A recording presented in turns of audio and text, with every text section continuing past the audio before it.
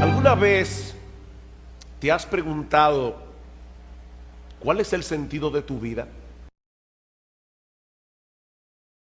Algunos pueden pensar, yo pensé que había venido a una iglesia y me están hablando de filosofía.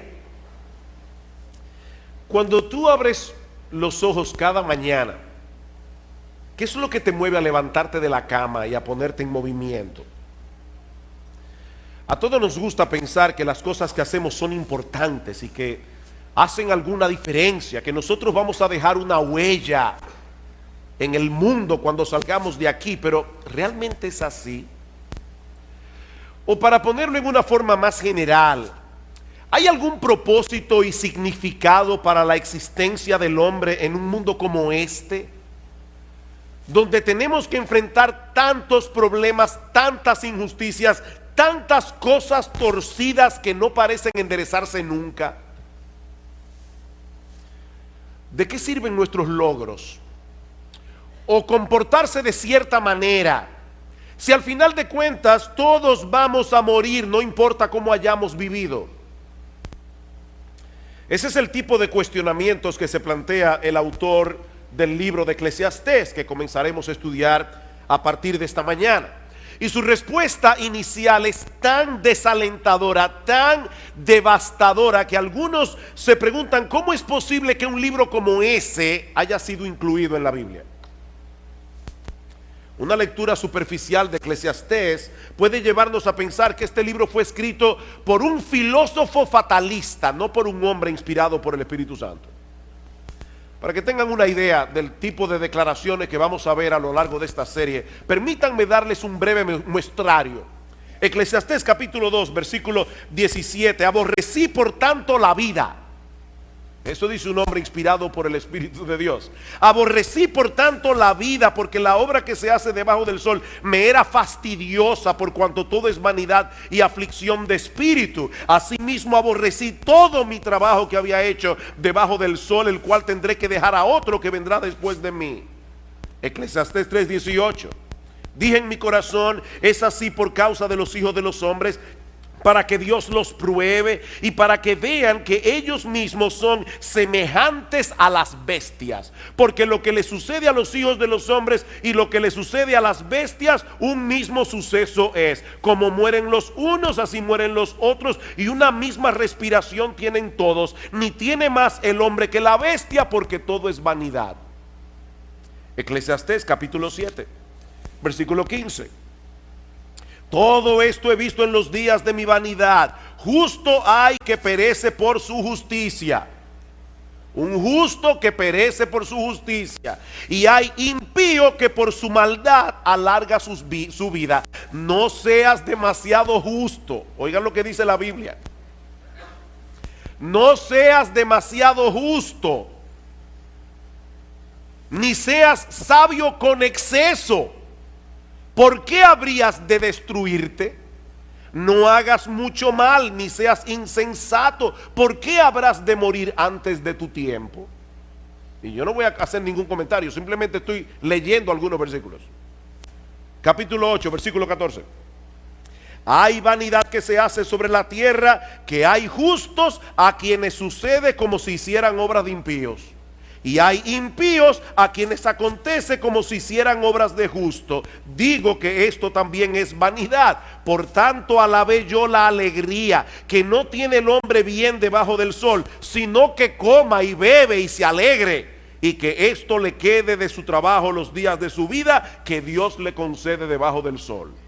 ¿Y qué les parece esta? Se lo voy a leer de la Biblia de las Américas. Eclesiastés 10:19. Para el placer se prepara la comida, el vino alegra la vida y el dinero es la respuesta para todo.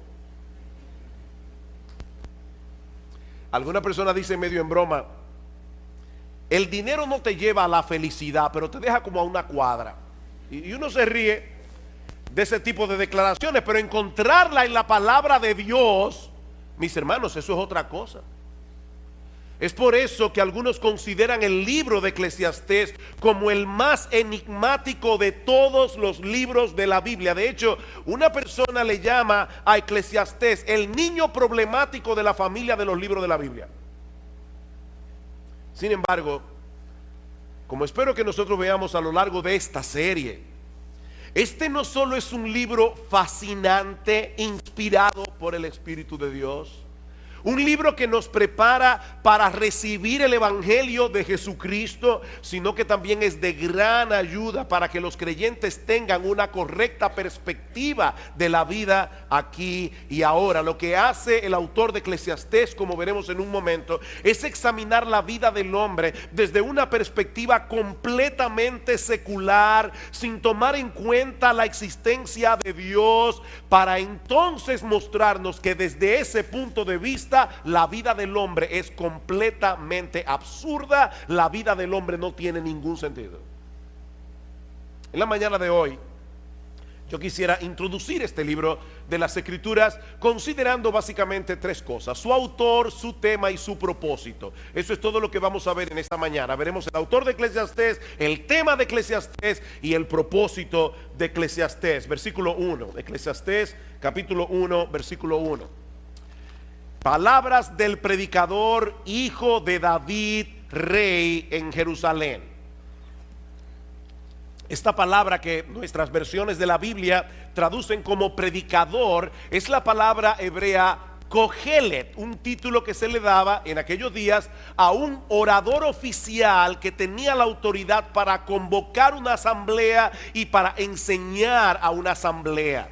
De hecho, la palabra griega para asamblea es la palabra griega eclesia, de donde proviene nuestra palabra iglesia y de donde proviene también el título de este libro, Eclesiastés, o el predicador. Algunos traducen esta palabra como el maestro, otros como el filósofo. Hay otros que prefieren dejarla sin traducción y de llamarle a este individuo simplemente el Kohelet, pero la traducción de nuestras versiones sigue siendo una de las mejores: el predicador. Ahora bien, ¿quién es este predicador que se atribuye la autoría de este libro? Bueno, su nombre no se menciona en ninguna parte de Eclesiastés, pero todo luce indicar que se trata del rey Salomón. En el versículo 1 se refiere a sí mismo como hijo de David, rey de Jerusalén, y más adelante en el versículo 12 nos dice que él fue rey sobre todo Israel. Mis hermanos, ¿quién fue el único hijo de David que pudo reinar sobre toda la nación de Israel? Únicamente Salomón, porque en los días de Roboam, el hijo de Salomón, el reino se dividió en dos. Así que todo luce indicar que este predicador no es otro que el rey Salomón, aparte de que las experiencias que él comparte en el libro encajan perfectamente en lo que nosotros conocemos en la Biblia del rey Salomón. Como ustedes recordarán, al principio de su reinado el Señor se le apareció a Salomón y le dijo: pídeme lo que tú quieras. Y Salomón le pidió un corazón entendido para juzgar a tu pueblo y para discernir entre lo bueno y lo malo. Él pudo haber pedido muchas cosas, pero lo que le pidió a Dios fue sabiduría. Y dice en el versículo 10: y agradó delante del Señor, Primera de Reyes 3, que Salomón pidiese esto. Y le dijo Dios: porque has demandado esto y no pediste para ti muchos días, ni pediste para ti riquezas, ni pediste la vida de tus enemigos, he aquí que te he dado corazón sabio y entendido, tanto que no ha habido antes de ti otro como tú, ni después de ti se levantará otro como tú. Y aún también te he dado las cosas que no pediste, riquezas, gloria, de tal manera que entre los reyes no haya ninguno como tú en todos tus días. Y si anduvieres en mis caminos, guardando mis estatutos y mis mandamientos como David tu padre, yo alargaré tus días. Lamentablemente, Salomón no permaneció siendo fiel a Dios. Dice en el primer libro de Reyes, en el capítulo 11, que sus muchas mujeres desviaron su corazón hacia la idolatría. Salomón llegó a tener 300 esposas y 700 concubinas, un harén de 1000 mujeres. Por supuesto, la idolatría tiene consecuencias, y la vida de Salomón se volvió un total desastre. Y aunque nosotros no tenemos constancia de que Salomón se haya arrepentido y haya vuelto a los caminos del Señor, el libro de Eclesiastés parece ser su testimonio de arrepentimiento. Al final de su vida, Salomón quiso compartir las lecciones que aprendió de mala manera durante su tiempo de apostasía. ¿Y cuál es el tema de este libro? Versículos 2 y 3. Vanidad de vanidades, dijo el predicador, vanidad de vanidades, todo es vanidad. ¿Qué provecho tiene el hombre de todo su trabajo con que se afana debajo del sol? Y hermanos, esta es una frase clave que se repite 29 veces en todo el libro. Lo que Salomón quiere hacernos ver es que si la existencia humana se limita al aquí, al ahora, si no tomamos en cuenta lo que ocurre del otro lado del sol, cuando partamos de este mundo a la presencia del Señor, entonces nada de esta vida tiene sentido. Vanidad de vanidades, vanidad de vanidades, todo es vanidad. La Nueva Versión Internacional traduce esta frase: lo más absurdo de lo absurdo, lo más absurdo de lo absurdo, todo es absurdo. Y aún otro lo traduce: frustración de frustraciones, todo es frustración. La palabra vanidad también se repite una y otra vez en el libro de Eclesiastés, 38 veces en total, y se refiere a algo que no tiene sustancia, algo inútil, algo sin valor. Mi amigo, si tú dejas a Dios y a la eternidad fuera de la ecuación, lo que te queda es una vida vacía, sin propósito y sumamente frustrante. Salomón parece estar sacando balance aquí, al final de su vida, de todas las cosas que él tuvo la oportunidad de experimentar, cuando Dios dejó de ser relevante para él, y el resultado final fue menos que nada. Vanidad de vanidades. Los judíos empleaban ese tipo de expresiones cuando querían enfatizar una idea, como cuando nosotros decimos rey de reyes. Él es el rey que está por encima de todos los reyes, o cantar de los cantares. Es el cantar más extraordinario, es el cantar que está por encima de todos los cantares. Bueno, lo que Salomón nos está diciendo aquí es que no hay una cosa más vana que una vida sin Dios. Eso es lo más vano, ya más vano no se puede ser. Esa es la vanidad de las vanidades. Y lo repite 2 veces: vanidad de vanidades, vanidad de vanidades. Y por si todavía alguien no entendió la fortaleza de su idea, concluye diciendo: todo es vanidad. Todo es vanidad. Eso sería la existencia humana si todo lo que tuviéramos fuera esta vida. Venimos de la nada. Somos el producto de un accidente sin propósito. Nos dirigimos inevitablemente a convertirnos otra vez en nada.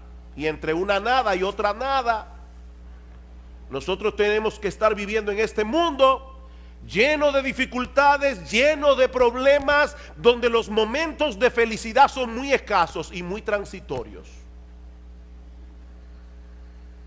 Por eso alguien decía que antes de preguntar si hay vida después de la vida, habría que preguntar si hay vida ahora. No después de la vida, es si hay vida ahora.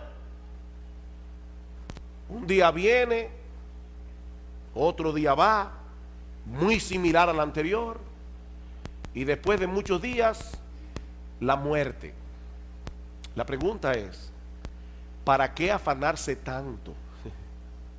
Si al final de cuentas todos terminamos con las manos vacías.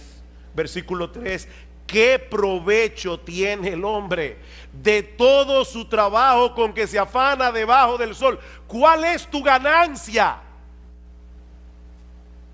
Bueno, mire, yo me conformo con dejar un legado a las generaciones futuras.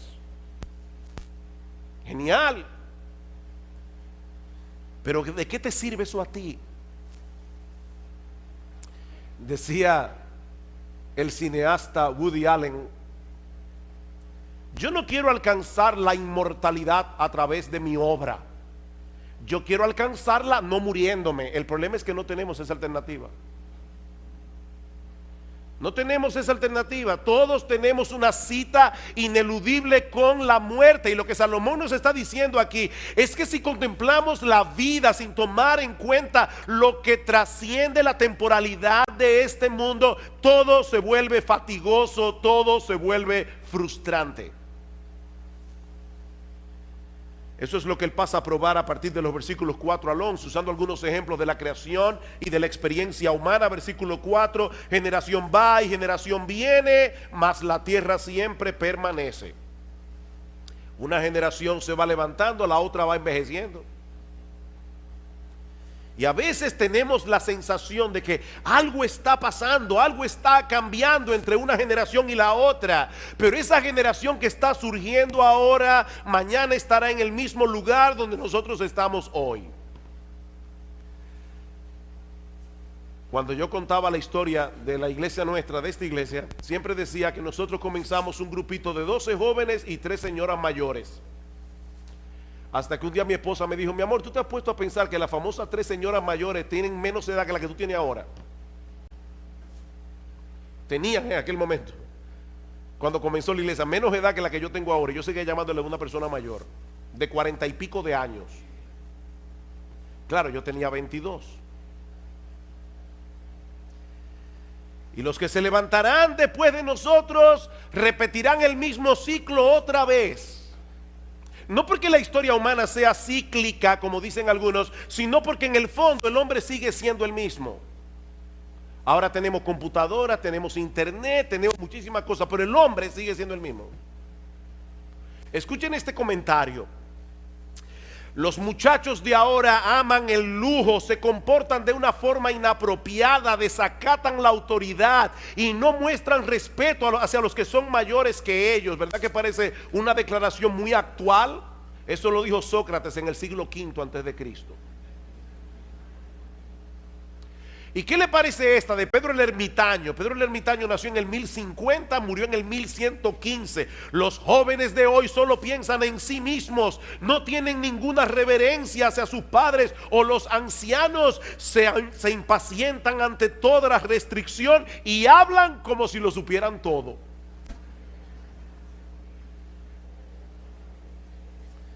Ustedes ven el punto. La historia está en movimiento, pero nada cambia en realidad. Nada cambia. Es lo mismo que nosotros vemos en los procesos de la naturaleza. A pesar de la diversidad y los cambios que nosotros vemos a nuestro alrededor, la naturaleza es sorprendentemente uniforme en su funcionamiento. De hecho, eso es lo que permite que hagamos ciencia. Los científicos pueden evaluar los procesos de la naturaleza porque todo se repite una y otra vez. Versículo 5: sale el sol, se pone el sol, se apresura a volver al lugar de donde se levanta, el viento tira hacia el sur y rodea el norte, va girando de continuo y a sus giros vuelve el viento de nuevo. Los ríos todos van al mar y el mar no se llena. Al lugar de donde los ríos vinieron, allí vuelven para correr de nuevo. El sol salió esta mañana, se va a poner esta tarde, así será mañana y pasado mañana y dentro de 10 meses y dentro de 100 años. La misma rutina. Y lo mismo ocurre con el viento. El viento se mueve constantemente en una serie de circuitos que nosotros no podemos entender del todo y que tampoco cambiará con el paso de los siglos. El mismo circuito. Todos los ríos desembocan en el mar, pero el mar nunca se llena.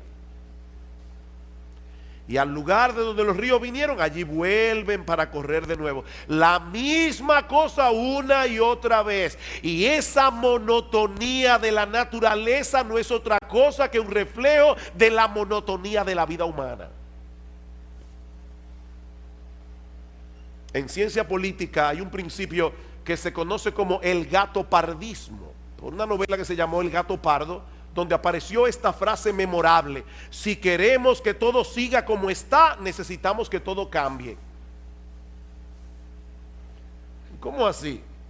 Bueno, lo que este principio establece es que los políticos tienen que iniciar constantemente algo que se parezca una transformación revolucionaria, pero dejando en realidad las mismas estructuras de poder, de manera que todo cambia, pero nada cambia. ¿O no es así? Eso es el gatopardismo. Todo cambia, pero nada cambia. Eso es básicamente lo que Salomón nos está diciendo en Eclesiastés. Lo que nosotros vemos en los procesos naturales es lo mismo que ocurre en la experiencia del hombre. Versículo 8: todas las cosas son fatigosas más de lo que el hombre puede expresar. Nunca se sacia el ojo de ver ni el oído de oír. Eso fue cierto en los días de Salomón, lo es en el día de hoy. En la historia de la civilización, el hombre nunca había tenido a su alcance tantas posibilidades de ver y oír cosas diferentes. Hace 200 años, si usted quería escuchar música tocada por una orquesta, usted tenía que ir a donde la orquesta estaba. Ese era un lujo que muy pocas personas podían darse. Hoy día cualquier muchacho tiene a su alcance un montón de dispositivos, de programas, de aplicaciones que le permiten ver y escuchar lo que quiera y cuando lo quiera. iPod, iPhone, iPad, iTunes, MP3, YouTube, SoundCloud, Netflix, Crackle y yo no sé cuánta cosa más. ¿Y saben qué?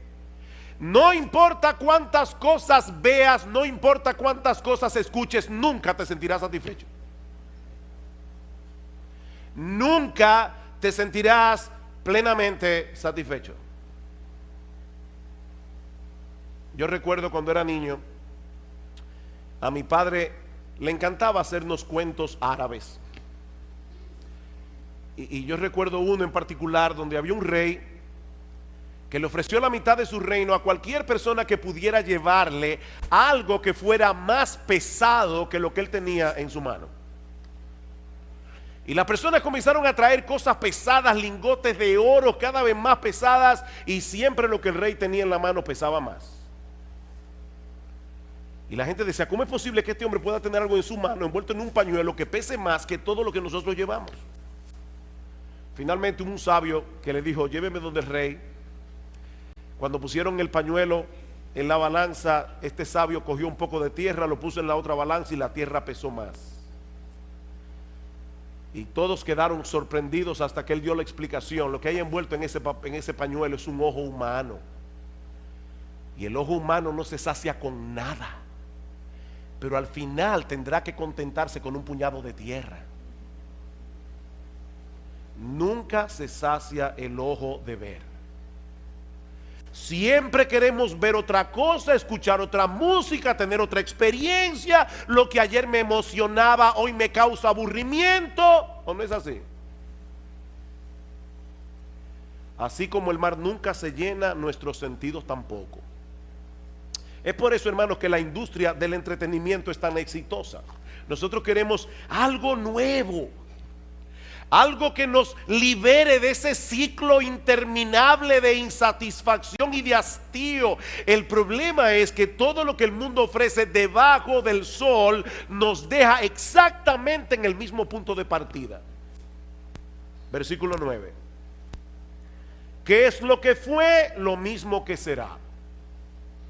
¿Qué es lo que ha sido hecho? Lo mismo que se hará. Y nada hay nuevo debajo del sol. ¿Hay algo de lo que se puede decir, he aquí esto es nuevo? No, ya fue en los siglos que nos han precedido. Si leemos con cuidado la historia, veremos que el hombre sigue siendo esencialmente el mismo con el paso de los siglos. Las mismas dudas, los mismos problemas, las mismas aspiraciones, los mismos anhelos, la misma lucha. Lo que parece novedoso no es más que un pasado que ya se olvidó. Decía el periodista Malcolm Muggeridge, todas las nuevas noticias son viejas noticias ocurriendo a nuevas personas. ¿Escucharon eso? Todas las nuevas noticias son las viejas noticias ocurriéndole a nuevas personas. Versículo 11. No hay memoria de lo que precedió, ni tampoco de lo que sucederá. Habrá memoria en los que serán después. En otras palabras, la gente suele de sufrir de amnesia histórica. La gente suele sufrir de amnesia histórica. Y eso nos hace creer que algunas cosas son novedosas cuando en realidad no lo son. Generaciones van, generaciones vienen, cada una repitiendo los mismos errores de la generación anterior y creyendo al mismo tiempo que están siendo originales. La vida debajo del sol es fatigosa, repetitiva, monótona, hastiante. Eso es lo que Salomón nos está diciendo. Y cuando el hombre trata por sí mismo de descubrir el significado y propósito de todo esto, el resultado es una visión fragmentada de la realidad que no le hace ningún sentido. Es como cuando estamos tratando de armar un rompecabezas y hay piezas que faltan. Vanidad de vanidades, dijo el predicador, vanidad de vanidades, todo es vanidad. Ahora bien, ¿y cuál es el propósito de este libro? ¿Por qué Dios inspiró al autor de Eclesiastés para que pusiera por escrito reflexiones tan deprimentes acerca de la vida en este mundo? Eso nos lleva a nuestro tercer y último encabezado. Ya vimos el autor del libro, el tema del libro. Veamos ahora su propósito. Y yo creo que el apóstol Pablo nos muestra incidentalmente por qué se escribió el libro de Eclesiastés. Dice en Romanos capítulo 8 versículo 20 que la creación fue sujetada a vanidad. Otra vez la misma palabra. La creación por causa del pecado fue sujetada a producir lo que no sirve. La creación fue sujetada a no dar todo el potencial que tiene dentro, no por su propia voluntad, sino por causa del que la sujetó en esperanza. En el libro de Eclesiastés, Salomón quiere que sintamos el peso de lo absurda que resulta la vida debajo del sol, destruir en nosotros toda esperanza de encontrar propósito, significado o satisfacción en ninguna de las cosas que este mundo ofrece, para entonces llevarnos de la mano a poner toda nuestra esperanza únicamente en Dios. Ese es el propósito. Él quiere destruir todo aquello que pueda ser una esperanza para ti. Cualquier cosa. Dice un comentarista, la función de Eclesiastés es llevarnos a ese punto en el que empezamos a temernos que esa sea la única conclusión posible, es decir, que todo es vanidad. Nos vemos así enfrentados a la cruda realidad de que nada tiene sentido, nada de lo que hay debajo del sol tiene valor. Pero ¿saben qué, mis amados hermanos? Nosotros sabemos que hay un Dios que está sentado en su trono por encima del sol, gobernando todo lo creado para su gloria y para el bien de su pueblo. Y eso hace toda la diferencia del mundo. Mis hermanos, ese Dios no solo ha prometido libertar su creación de la vanidad a la que fue sometida por causa del pecado, como dice Pablo en Romanos 8, sino que también nos permite contemplar ese mismo escenario que Salomón nos presenta en Eclesiastés, pero desde otra perspectiva completamente diferente. Vamos a introducir a Dios ahora en Eclesiastés capítulo 1 y vamos a ver qué pasa. Vamos otra vez a Salomón, vamos a meternos en la mente de Salomón. La única diferencia es que ahora vamos a meter a Dios en la ecuación y vamos a ver qué pasa. El salmista David, el padre de Salomón, nos dice en el Salmo 19:1: los cielos cuentan la gloria de Dios, el firmamento anuncia la obra de sus manos. El universo es un gran libro disponible para todo el que lo quiera leer, que nos habla de la grandeza, el poder y la majestad de nuestro Dios. Un día emite palabra a otro día, una noche a otra noche declara sabiduría. No hay lenguaje ni palabras, ni es oída su voz, pero por toda la tierra salió su voz y hasta el extremo del mundo sus palabras. Y ahora escuchen: en ellos, en los cielos, puso tabernáculo para el sol. Y este, como esposo que sale de su tálamo, de su cama por la mañana, se alegra cual gigante para correr el camino. El mismo sol que Salomón pone como ejemplo de la monotonía de la vida, nos da un mensaje completamente distinto cuando Dios está detrás del proceso. Ese ciclo solar testifica de la gloria, el poder El gozo dice que se alegra cual gigante, el gozo y aún la bondad de nuestro Creador, que hace salir su sol sobre malos y buenos y que hace llover sobre justos e injustos, como dice Cristo en Mateo 5:45. Así que si leyéramos apropiadamente el mensaje que el sol comunica, ¿saben qué pasaría? Que no dejaríamos nunca de alabar a Dios. Dice en el Salmo 113, desde el nacimiento del sol hasta donde se pone, sea alabado el nombre de Jehová. Si todos los hombres reciben igualmente el beneficio de la luz del sol, ¿no debieran todos darle la gloria y la alabanza al único que le corresponde? Ven ustedes, hermanos, el mismo sol, pero contemplado desde otra perspectiva. Y lo mismo podemos decir de los otros ejemplos que usa Salomón en Eclesiastés. Sí, los ciclos de la naturaleza son repetitivos. Ahora la pregunta es, cuando nosotros colocamos a Dios en el panorama, ¿qué nos enseñan esos ciclos repetitivos de la naturaleza? Son un testimonio contundente de la sabiduría y la fidelidad de nuestro Dios. Dice en el Salmo 104:10, tú eres el que envía las fuentes por los arroyos, van entre los montes, dan de beber a todas las bestias del campo, mitigan su sed los asnos monteses, a sus orillas habitan las aves de los cielos, cantan entre las ramas, él riega los montes desde sus aposentos, del fruto de sus obras se sacia la tierra. Nosotros le llamamos a esto las leyes de la naturaleza. Esa es una expresión que nosotros usamos simplemente para tratar de dar a entender cómo es que Dios opera, porque es Dios el que mantiene la naturaleza funcionando. Él es el que envía la lluvia. Si Dios no quiere, mañana no sale el sol, porque Él es Dios. Y ya lo detuvo en Gabaón, Él puede hacerlo otra vez. Pero es Dios, nuestro buen Dios, el que está cuidando la tierra. Es Dios el que está detrás de todos esos ciclos repetitivos. Así que, mis hermanos, si nosotros vemos la naturaleza y no vemos a Dios, el mensaje que la naturaleza nos comunica es totalmente desalentador. Pero de repente introducimos a Dios en la ecuación y todo cambia drásticamente. De repente todo tiene sentido. Salomón nos dice en Eclesiastés 1:8 que el ojo nunca se sacia de ver ni el oído de oír. Pero alguien dijo muy sabiamente, el ojo no se satisface hasta que no ve la mano de Dios, y el oído no se satisface hasta que no escucha su voz.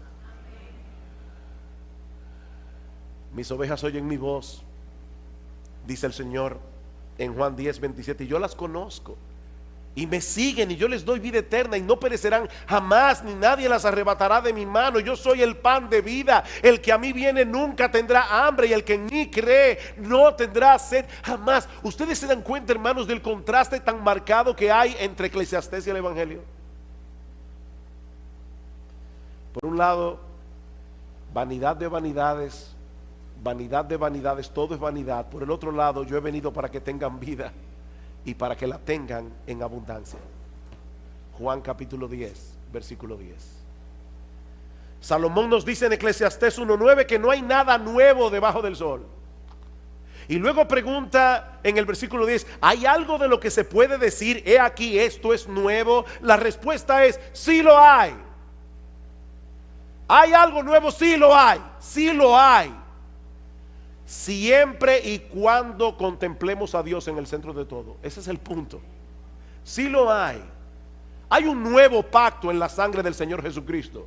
Dice en Lucas 22:20, un nuevo pacto por medio del cual todos nuestros pecados son perdonados. Un nuevo pacto donde Dios nos concede de pura gracia el don de la vida eterna.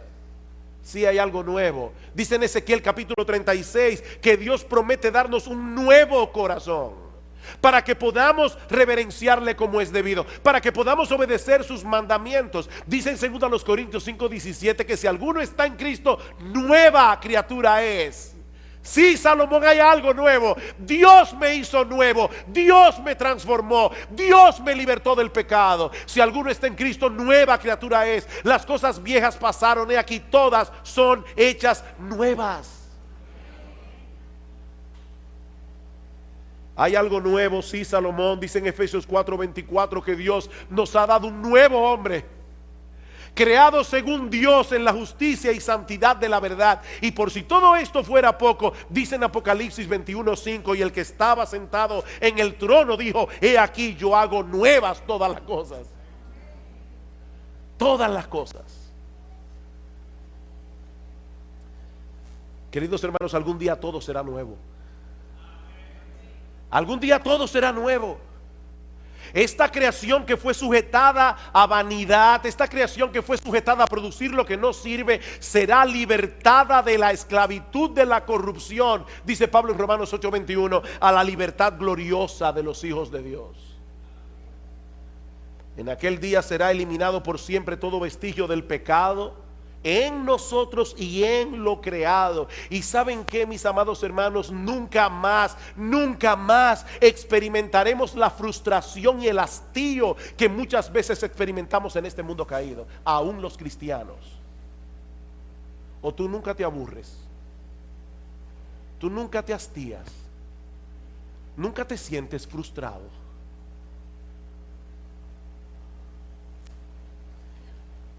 Mi hermano, déjame hacerte una pregunta. ¿Cuál es la perspectiva con la que tú usualmente contemplas la vida? ¿Te colocas en la posición de aquellos que viven sin esperanza y sin Dios en el mundo? A veces yo escucho a los creyentes con tantas quejas, que uno se pregunta: ¿dónde está Dios? ¿Dónde está Dios? ¿Cuál es tu perspectiva de la vida, mi hermano? ¿Eres tú de aquellos que, aún siendo cristiano, redimido por la sangre del Cordero, contemplan la vida desde la perspectiva de aquellos que viven sin esperanza y sin Dios?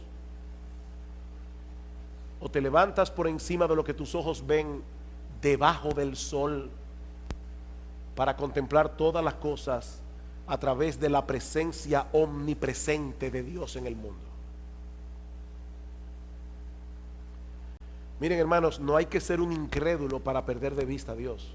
De hecho, en la época de Salomón el ateísmo no se conocía. Eso era algo extraño. Salomón no está diciendo que vamos a contemplar la vida desde el punto de vista del ateo. Basta simplemente con que tú creas en Dios, pero no lo tomes en cuenta. No hay que ser un incrédulo para perder de vista a Dios. Sobre todo cuando las cosas no están saliendo como nosotros quisiéramos.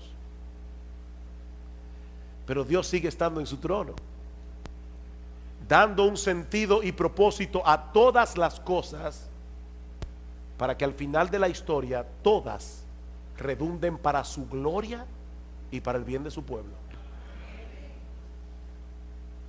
Miren, mis hermanos, Dios se va a salir con la suya. Nadie puede frustrarlo. Él tiene un plan, y en ese plan nuestro bendito, glorioso, extraordinario, inefable, incomparable, inmutable Señor y Salvador Jesucristo se llevará toda la gloria. Y nosotros estaremos ahí para gozarnos con Él. Y si tú estás aquí sin Cristo, mi amigo, no intentes encontrar el significado y propósito de la vida en este mundo dentro de los límites de las cosas que este mundo ofrece. Como dice Agustín de Hipona, Dios nos hizo para Él, y nuestra alma solo encontrará descanso cuando lo encuentre en Él.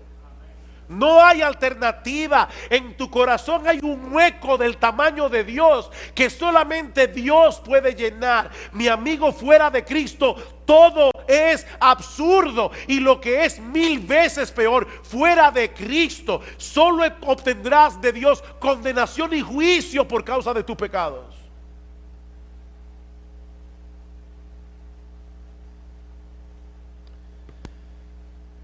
Miren, hermanos, hay frases que en el mundo evangélico se repite tanto y tanto y tanto, que se convierten en clichés, Y nosotros dejamos de percibir la verdad que hay detrás de esas frases que se repiten una y otra vez. ¿Recuerdan ustedes cuando estábamos predicando de Colosenses y decíamos que hay una fórmula matemática en Colosenses? Cristo más nada es igual a todo. Decía una poetisa cristiana: si yo no tuviera nada excepto a Cristo, lo tendría todo como quiera.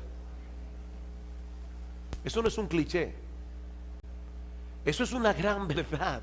Cristo es el todo en todos. Es Cristo, es Cristo, es Cristo. Mis hermanos, mis amigos que están aquí, el significado de la vida, el propósito de nuestra existencia, todo gira en torno a Él. Él es el centro. Es Cristo, es Cristo, es Cristo y nadie más. Dice en la Escritura que hay un solo Dios y hay un solo mediador entre Dios y los hombres, Jesucristo hombre. Él se introdujo en la historia humana. Él vino y vivió debajo del sol. ¿Sabes para qué? Para morir por nuestros pecados, para reconciliarnos con Dios, y ahora ofrece en el Evangelio perdón y vida eterna a todo el que viene a Él en arrepentimiento y fe. Es Cristo y solo Cristo. Mi amigo, no te vayas de este lugar sin arreglar tus cuentas con Dios a través de Cristo, porque su gracia sigue estando disponible para todo aquel que cree. Él es un Dios de gracia y Él te ofrece hoy su gracia para que dejes de vivir la vida absurda que estás viviendo y por primera vez en tu vida, por primera vez en tu vida, comiences a vivir realmente. Yo he venido para que tengan vida y para que la tengan en abundancia.